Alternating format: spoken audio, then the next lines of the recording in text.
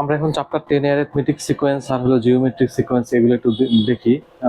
ফার্স্টে হলো arithmetic sequence একটু দেখি না। অ্যারিথমেটিক সিকোয়েন্সটা কি? Arithmetic sequence is the sequence where the common difference remain constant between two successive terms. দুইটা টার্মসের মধ্যে যে কমন ডিফারেন্স থাকে ওটা হলো ফিক্সড থাকে। হ্যাঁ, যেমন এক্সাম্পল দেখি। যেমন এখানে একটা এক্সাম্পল আছে 3, 6, 9, 12, 15।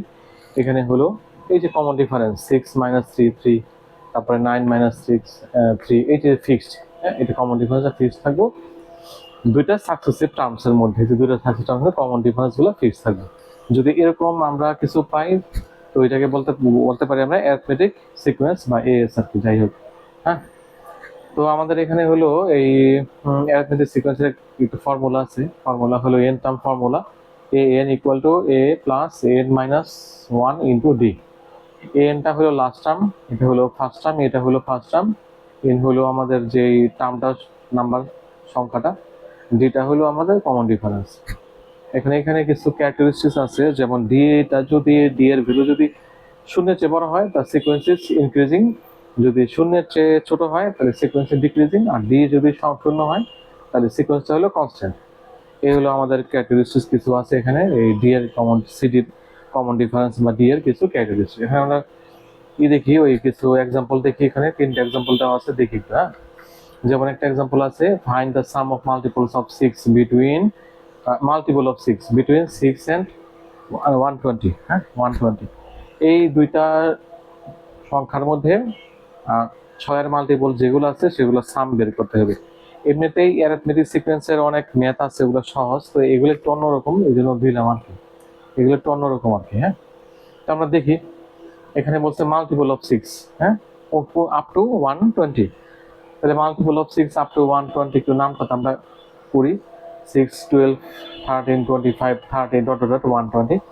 এখন এখানে আমরা ফার্স্ট টার্ম দেখি 6, ঠিক আছে। সিডি এখানে হ্যাঁ, সিডি তো 6, লাস্ট টার্ম কত দেওয়া আছে, এ এনটা 120।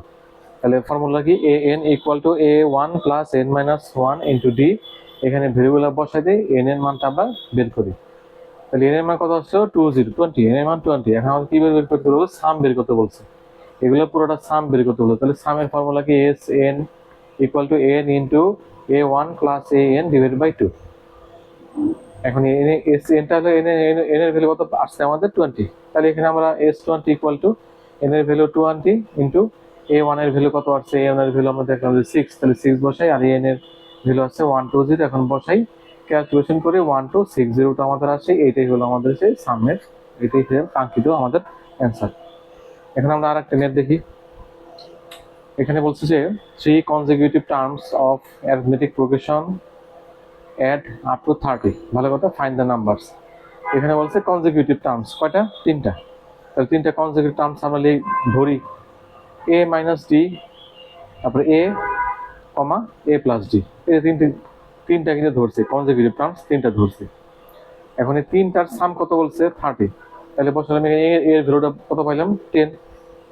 এখানে এর ভ্যালুটা আমরা এখানে বসাই দিই, এই জায়গাগুলোতে আমরা বসাই দিই এর ভ্যালুটা। তাহলে আমার কত আসে, 10 মাইনাস ডি, 10 কমা 10 প্লাস ডি। আর ডিটা কি, ডিটা হলো রিয়েল নাম্বার হওয়া লাগে। ডি এর ভ্যালুটা অবশ্যই must be the real number. হ্যাঁ, এখন ডি এর ভ্যালু এখানে এটা অ্যান্সার অনেকগুলো আসতে পারে। যেমন ডি এর ভ্যালু যদি আমরা 1 ধরি তাহলে 9, 10, তারপরে হলো 11। তারপরে ডি এর ভ্যালু যদি আমরা 2 ধরি, ডি এর ভ্যালু 2 ধরলে এখানে আসে কি, কত আসে 8, আর এটা তো ফিক্সড 10, আর এখানে আসে 12। এরকম অগণিত অ্যান্সার এটা থাকতে পারে। হ্যাঁ, অগণিত অ্যান্সার এটা আসতে পারে, অগণিত অ্যান্সার আসতে পারে। এই একটা ম্যাথ। এখন আর একটা ম্যাথ দেখি আমরা। এটা বলছে কি, how many odd numbers are there between 1 and 201। Odd number কতগুলো আছে এগুলোর মধ্যে। হ্যাঁ, তাহলে ওয়ার্ড নাম্বার এখানে কি বলছে, শুরুটা একটু ওয়ার্ড, শুরু নাম্বারটা হলো ওয়ার্ড 1। তাহলে 135 ডট ডট 201। হ্যাঁ, ঠিক আছে, 201। এখন আমরা ফর্মুলাটা বসাই দিয়ে আসতে করে 201 equal 2n minus 1, 2n minus 1। Calculation করি, এন এর ভ্যালু আসে কত আমাদের, এই যে 101। তার মানে আমার এই যে সংখ্যাটা দেওয়া আছে 1 and 201, এইটা সংখ্যার মধ্যে 101টা হলো অড নাম্বার। তো আমরা নেক্সট ভিডিওতে জিওমেট্রিক সিকোয়েন্সটা নিয়ে একটু আলোচনা করবো আর কি। তো এটা এখানে আরো অনেক ম্যাথ আছে, এগুলো সহজই ম্যাথগুলো, অত কঠিন না, আরো অনেক ম্যাথ আছে এগুলো। তো এই টাইপের ম্যাথ ওই বইতে প্রচুর আছে আমার। হ্যাঁ, তো এখন আমরা একটু পরবর্তী সে ভিডিওতে অ্যারিথমেটিক সিকোয়েন্সটা দেখবো আর কি, জিওমেট্রিক সিকোয়েন্সটা দেখবো আর কি। ধন্যবাদ।